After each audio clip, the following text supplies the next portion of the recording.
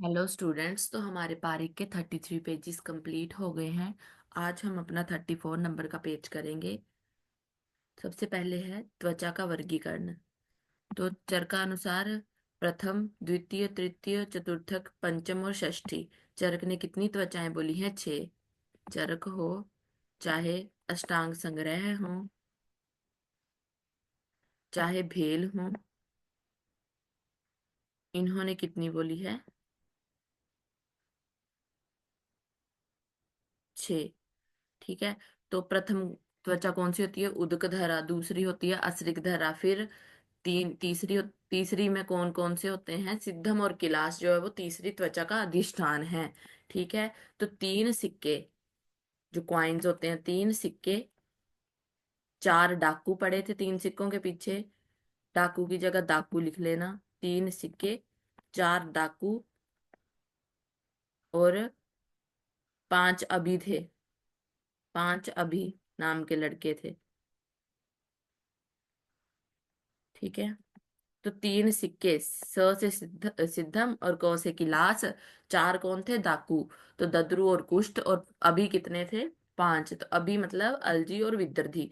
ये किस किस के अधिष्ठान है? हमारे तृतीय, चतुर्थ और पंचम त्वचा के।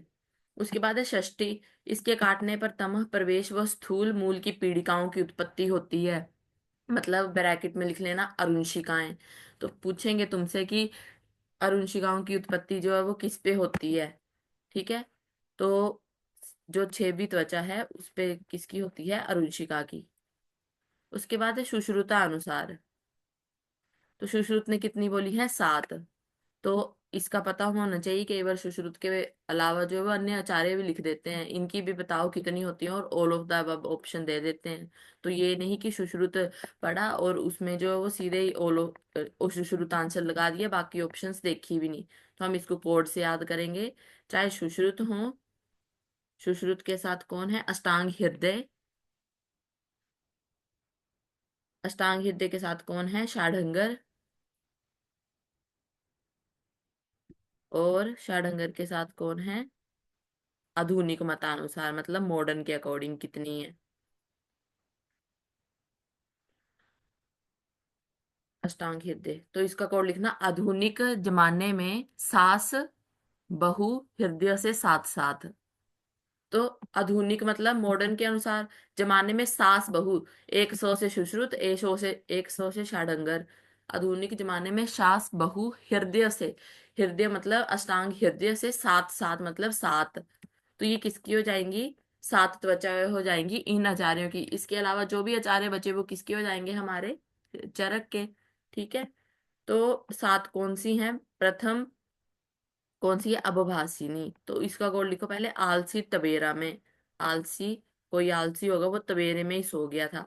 आलसी तबेरा में। तबेले होते हैं ना, तो तबेले का तबेरा कर लेना। आलसी तबेरा में। तो ओ से अबभासनी मतलब प्रथम त्वचा। लो से लोहिता। शो से श्वेता। तो से ताम्रा। ब से बेदनी। रो से रोहिणी। और म से मासधरा। इस बार जो यूपीएससी का पेपर हुआ 22 का, उसमें आया था अपची और अर्बुद, कि अपची और शलीपत था। वो कौन सी त्वचा में होते हैं? अबभासनी में, रोहिणी में, ताम्रा में, श्वेता में। ठीक है। तो कोड से याद करो, ये अच्छे से याद हो जाते हैं फिर। तो इनके पहले प्रमाण पहले सीक्वेंस में लिख दिया आलसी टुबेरा में, फिर उसके बाद इसका प्रमाण लिखेंगे। 1/1/18 प्रमाण, 1/16 ब्रीही, फिर 1/12 ब्रीही, 1/8, 1/5। कभी भूल जाओ तो ये याद रखना कि जो 5वीं त्वचा है उसका जो ब्रीही प्रमाण है वो भी 1/5 ही है। तो इससे पता चल जाएगा कि तुम ठीक लिख रहे हो कि गलत लिख रहे हो। उसके बाद है षष्ठी में ब्रीही प्रमाण। कई बार ऐसे भी लिखा होता है 1 ब्रीही। तो एक बार कोई क्वेश्चन पूछ रहा था कि मैम 1 ब्रीही जो है वो तो किसी का भी नहीं है, तो जब ब्रीही प्रमाण लिखा है तो 1 ब्रीही ही उसको समझेंगे। ठीक है। सप्तमी का है ब्रीही द्वय, मतलब 2 ब्रीही। ऐसे लिख लिया पहले टेबल की फॉर्म में। ठीक। अब इनके अधिष्ठान। तो सर्व वर्ण छाया की प्रकाश सिद्धम पद्म व कंटक का अधिष्ठान है। ठीक है। उसके बाद है तिल कालक, न्यक्ष और व्यंग का अधिष्ठान है लोहिता। तो इसका कोड लिखो, बिनती है थोड़ा लोहा ले लो, बिनती, विनती कर रहे हैं कि थोड़ा लोहा ले लो। तो ब से आ जाएगा व्यंग, न से आ जाएगा न्यक्ष, त से आ जाएगा तिल कालक, बिनती है थोड़ा लोहा ले लो, लोहा से क्या आ जाएगा हमारा लोहिता। उसके बाद है हमारी तृतीय, तृतीय है श्वेता। इसका ब्रीहि प्रमाण A1/12 ध्यान रखना, 18 16 12 10 नहीं है, उसके बाद 8 है और फिर 5 है। यहाँ पे गलत करते हैं हम। ठीक है, तो इसमें है चरमदल, अजगलिका और मशक अधिष्ठान। तो इसका कोड क्या बनेगा हमारा, कि श्वेता ने अजगर की चरम मसल दी। श्वेता ने अजगर की क्या है, चरम मसल दी। श्वेता को अजगर दिखा होगा और उसको जो वो मसल दिया। तो श्वेता से आ जाएगा श्वेता, ने अजगर की आ जाएगा अजगलिका, की चरम मसल दी। चरम से आ जाएगा हमारा चरम दल, और मसल से आ जाएगा हमारा मशक अधिष्ठान। ठीक है, उसके बाद है हमारी तामरा। तो इस अब तामरा और बेदनी में क्या ध्यान देंगे हम, देखो कुष्ठ दोनों में है, कुष्ठ दोनों में है। डिफरेंस कहाँ है, किलास और विसर्प में। तो अगर तो बोथ ऑप्शन में हुआ कुष्ठ किस में है, तो बोथ लगेगा। अगर एक ही उन्होंने पूछा है कुष्ठ ताम्रा, बोथ की ऑप्शन ही नहीं दी है, तो सबसे पहले किस त्वचा में वर्णन किया गया है, आंसर उसका लगता है। तो बेदनी को बेबी याद कर लेना, बेबी। तो कुष्ठ तो हमें पता है दोनों में है। बेबी से क्या जाएगा, एक बो से बेदनी, एक बो से विसर्प। फिर पता चल जाएगा जो किलास है वो दूसरी वाले कुष्ठ के साथ है, तो वो चौथी त्वचा में हो जाएगा हमारा। डन, बेबी करके कर लेना। उसके बाद है षष्ठी, रोहिणी। ब्रीहि प्रमाण की है, और ग्रंथि, अपची, अर्बुद, शलीपद, गलगंड। तो इसका कोड लिखना, रोहिणी के साले ने ग्रैंड, रोहिणी के साले ने ग्रैंड अपची कार ली, ग्रैंड अपची कार ली। तो रोहिणी के साले ने, रोहिणी से रोहिणी, साले से आ जाएगा शलीपद, ग्रैंड से आ जाएगा गलगंड, अपची से आ जाएगा अर्बुद, और उसके बाद है ग्रंथि और अर्बुद याद कर लेना, ग्रंथि और अर्बुद। ठीक है, उसके बाद है सप्तमी। तो मांसधरा त्वचा है, और प्रथम क्या है, कला। मांसधरा सातवीं तो त्वचा है, पर पहली क्या है, कला। ब्रीहि द्वय दो ब्रीहि प्रमाण की होती है, अर्श विद भगंदर करके याद रखना है। अर्श विद भगंदर मतलब अर्श है, विदर्धी है, और भगंदर है। अर्श विद भगंदर। पुष्ट का अधिष्ठान बेदनी ताम्रा दोनों, ये हमने कर लिया। इंपॉर्टेंट है, अच्छे से करना, कोड बार बार रिवाइज करना, याद हो जाएगा। उसके बाद है हमारा विषवेग। तो प्रथम विषवेग में रस की विकृति, द्वितीय विषवेग में चरक और सुश्रुत के अकॉर्डिंग लिखे हैं, द्वितीय में रक्त की विकृति, तृतीय में मांस की, चतुर्थक में सर्वदोष। ये बनता है पहले तो क्वेश्चन, रस रक्त मांस तो कर लोगे सीक्वेंस में, कि सर्वदोष प्रकोप किस वेग में होते हैं, चौथे में। किसने बोला, चरक ने। सुश्रुत ने बोला पांचवें में।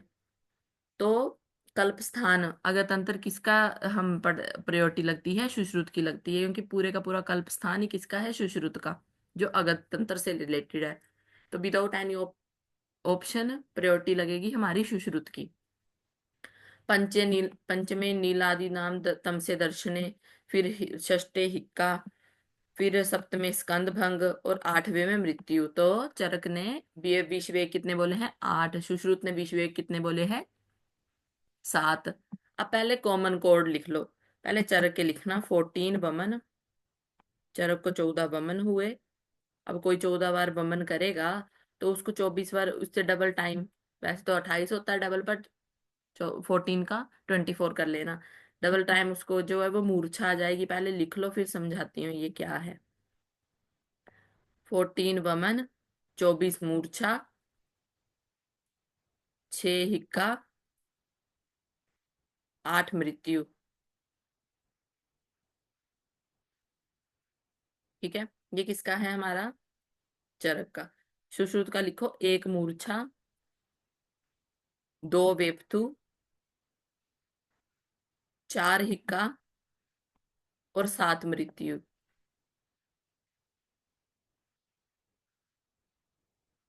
ठीक है। एक मूर्छा, दो बेपथू, चार हिक्का और सात मृत्यु। अब 14 क्या है? मतलब पहले और चौथे वेग में वमन लक्षण देखने को मिलेगा। अब 24 क्या है? दूसरे और चौथे वेग में मूर्छा मिलेगी। चरक का हिक्का 6वें वेग में मिलेगा, चरक की मृत्यु 8वें वेग में मिलेगी। वैसे ही सुश्रुत का फर्स्ट वेग में मूर्छा, दूसरे में बेपतु और चौथे में हिक्का। चरक की हिक्का किसमें थी? 6th वाले में। और 7वें में क्या है? मृत्यु। ओके, और सर्वदोष प्रकोप बता दिया। ये हो गया। अब उसके बाद है सुश्रुत के लक्षण। तो जीवा जो है वो श्यावरणी मिलती है, ये पहले वेग में है। श्वास की उत्पत्ति होती है, स्तब्धता मिलती है। ठीक है, इसका कोड लिखो, सासू जी का एसएमएस। सासू